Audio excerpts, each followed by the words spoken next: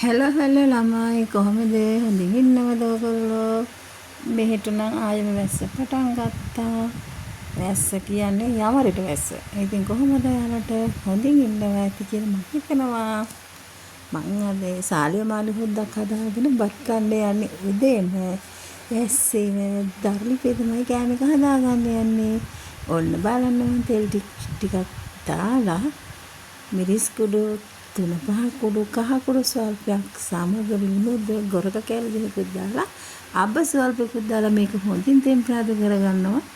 මේක තෙම්පරාදු කරගත්ත පස්සේ කපාගත්ත ලුණු, මිරිස්, සුදු ලුණු, රම්පේ කරපිංචා ඒ ඔක්කොම දාලා බඩ පැලෙන්න බත් එකක් කන්න හිතිලා මම දැන් මේ තෙම්පරාදු හදාගන්නවා. මේක ඔයලා නම් ගාලා බණ්ඩි ගෙඩිය ෆුල් වෙන්න බඩ පැලෙන්න බත් එකක් කන්න තමයි ලෑස්ති වෙන්නේ.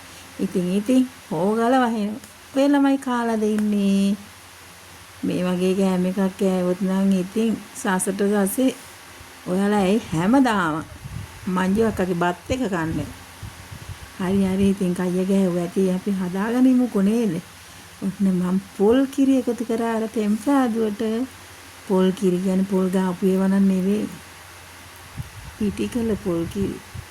දැන් මේක හොඳින් පැසි එනවා. මේ පැසි එනකොට හොදලා කපලා හොදලා කොර ඇරලා බුකු ඇරලා බඩවැල් ඇරලා හොඳින් පිරිසිදු කරගත්ත මාළු ටික වෑංජනේට හැලුවා ඇතිලියට හැලුවා. දැන් ඔන්න මාළු හොද්ද කොච ගාලා මාළු හොද්ද ඉතුරුයි. ඊට පස්සේ මේකේදී මාළුරි ටික තනියෙන් ගන්න බැරි ළමයි. මාළු හොද්ද උතුරන අතරතුරේ මම මොනවද කරේ? කෙහෙල්මුවේ පිටියා එකවත් කඩවගත්තා බෙල්ල මුලින්ම. දැන් ඉතින් ඒ කහත් තෙම්පරාදුවක් දාගන්න යන්නේ. කෙහෙල්මුවේ පිටියාදුවක් දාලා හොගාලා වැස්සේ මේ බලන්නකො කෙහෙල්මුවේ නිකන් දුන් දාලා ගින්දර බොස ගාලා පත් වෙලා දුන් දදා නලවි කෙහෙල්මුවේ තැම්බෙනවා. ඊට පස්සේ සුදු බත් කිරට මාළු සාලිය මාළු කෑවට හොඳට. ඉතින් දැන් ඔන්න බනින්න එපා කට්ටිය. ඒ හැන්දෙම මම මේ බත් එකක් බෙදා ගන්නවා කියලා. කන්න කවුරුත් නෑ යන්නේ. මාමයි පුතයි විතරයි ඉන්නේ. කොහොම කෑවත් මොකද බාරටනේ. ඒ හින්දාම මේ ළමයි වැස්ස හොගාලා එළියට බහ ගන්නවත් බෑ. මං එළියේ දරකොස්සියේ ඉන්නේ.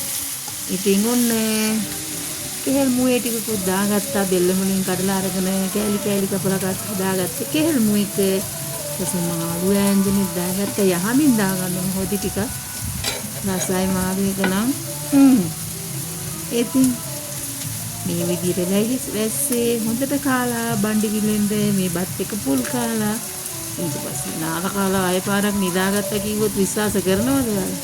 එහෙනම් ගොඩක් ස්තුතියි ගිහලා එන්නම්. බයි බයි.